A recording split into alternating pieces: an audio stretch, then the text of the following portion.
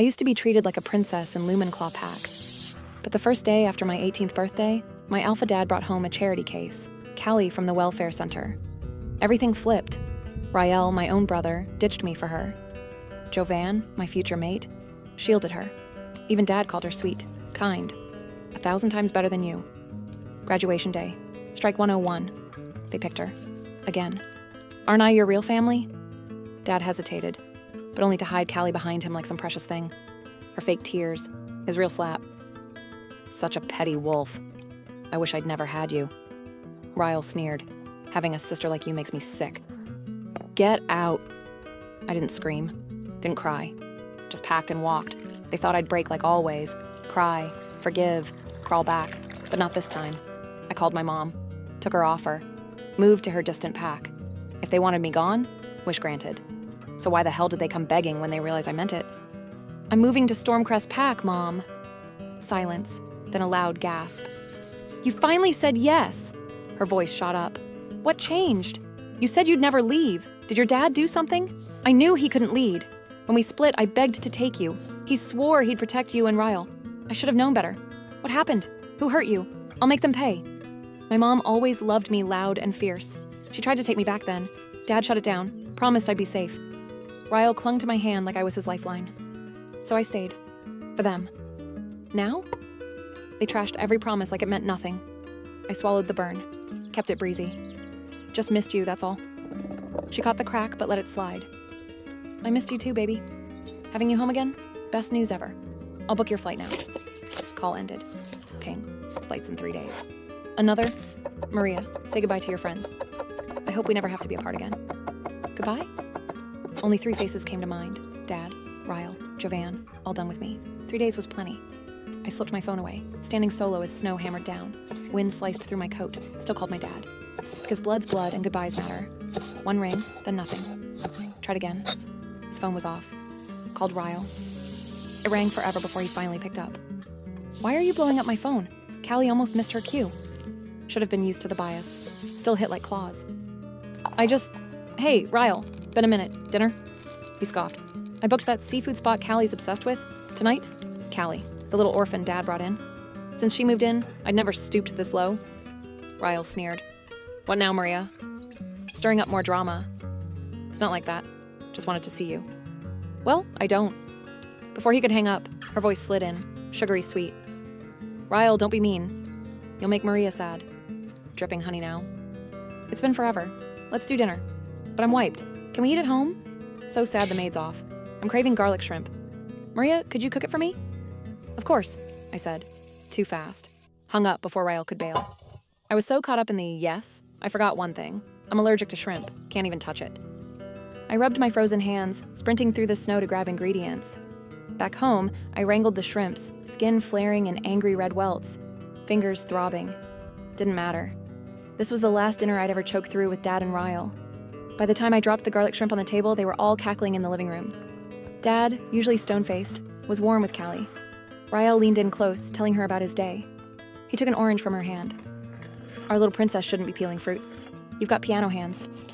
Jovan came too, with his parents. They clearly wanted Callie as Jovan's mate, not me. He sat next to her like she was the only one in the room. When juice hit her lip, he wiped it with a handkerchief. Gentle, careful, like she might shatter. I stood there, invisible. If Callie was in the room, I didn't exist. The living room buzzed with laughter. The dining room? Cold. Hard to believe that seat used to be mine. I was the one they once adored. Callie turned, smiling. Maria, why are you just standing there? Come sit with me. Ryell scoffed. Why? She'll just kill the vibe. Not every sister's as sweet as you, Callie. I dug my nails into my palm, holding back the tears. Forced a smile. It's fine. I'll stay here. Dinner's ready.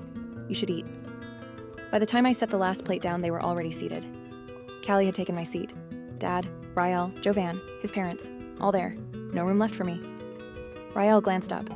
Before he could speak, I grabbed a plate and slipped back into the kitchen. His surprise lasted half a second. Then he was back to peeling shrimp for her. Barely anything left in the pot. I drank the broth straight. Seafood was Callie's favorite. And everyone loved spoiling her. Peeling shrimp, refilling her glass. Her plate never emptied. Jovan's parents used to dote on me. Now, they'd give her everything if she asked. Laughter echoed while I stood alone. That used to be me. The one they cherished. I was so lost in it, I didn't notice Ryell watching. Our eyes met. I flinched. His warmth? Gone. Frozen solid. I turned too fast, elbow caught a plate. It shattered. Dad froze mid-bite, then exploded. I knew you weren't sorry. Look at this mess. Can't even cook without wrecking the place. Useless mutt. I clutched my arm, blood trickling from a glass shard. Dad, I'm not useless. I didn't mean to. This was supposed to be our last dinner. But I knew. Even if I said it out loud, he'd never believe me. Jovan's mom glanced at me. For a second, she actually looked worried. Maria's just a kid. They act out when they're hurting. Maybe we've been too hard on her. Someone get her a chair. Every eye burned through me as she pulled me over. Maria, you've lost weight. Sit, eat something. Only then did they see me. Really see me. Dad blinked, like my ribs showing was breaking news. He looked like he might say something. Then Callie gasped. Loud. She yanked up her sleeve. It burns. It's itching.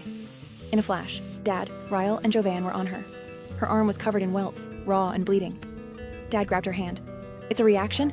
But to what? Then his glare slammed into me. Ice cold. He snapped and slapped me hard. The sound cracked like thunder.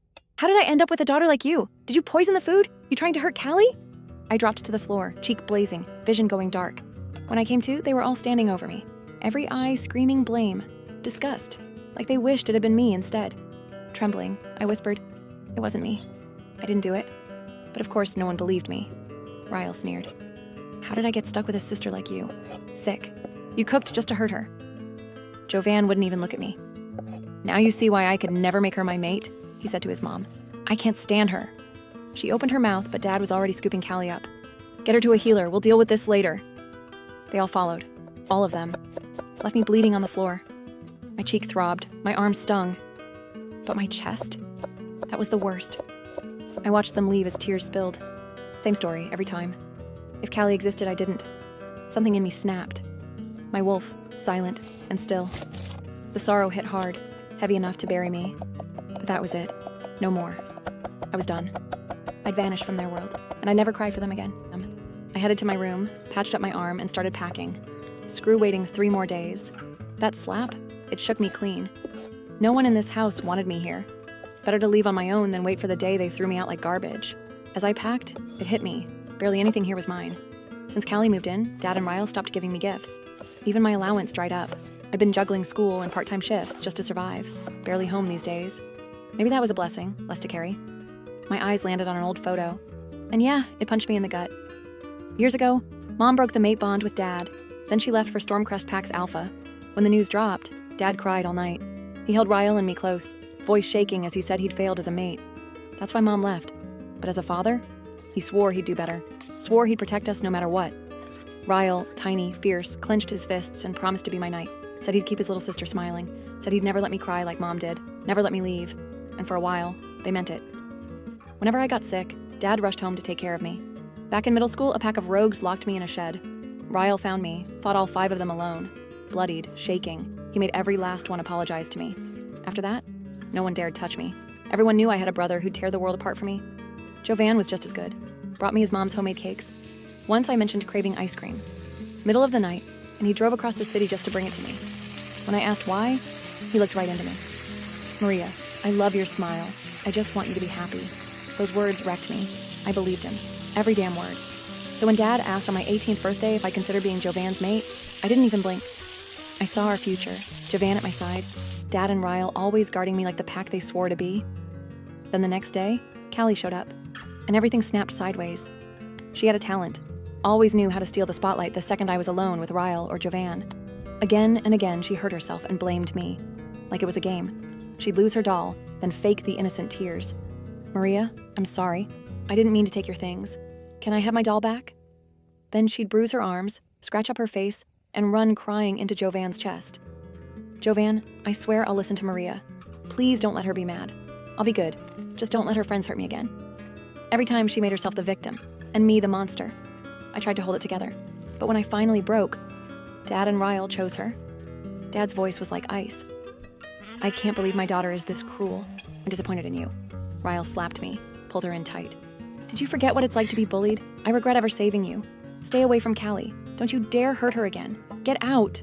Jovan? He cleaned her wounds with gentle hands, whispering to her like I never existed. Then he bought her my favorite ice cream, just to make her smile. Maria? He said, "I want a mate who's kind. Your cruelty scares me. Maybe I shouldn't claim you in a rush." They locked me out, ignored everything I said. From that day on, this house stopped being mine.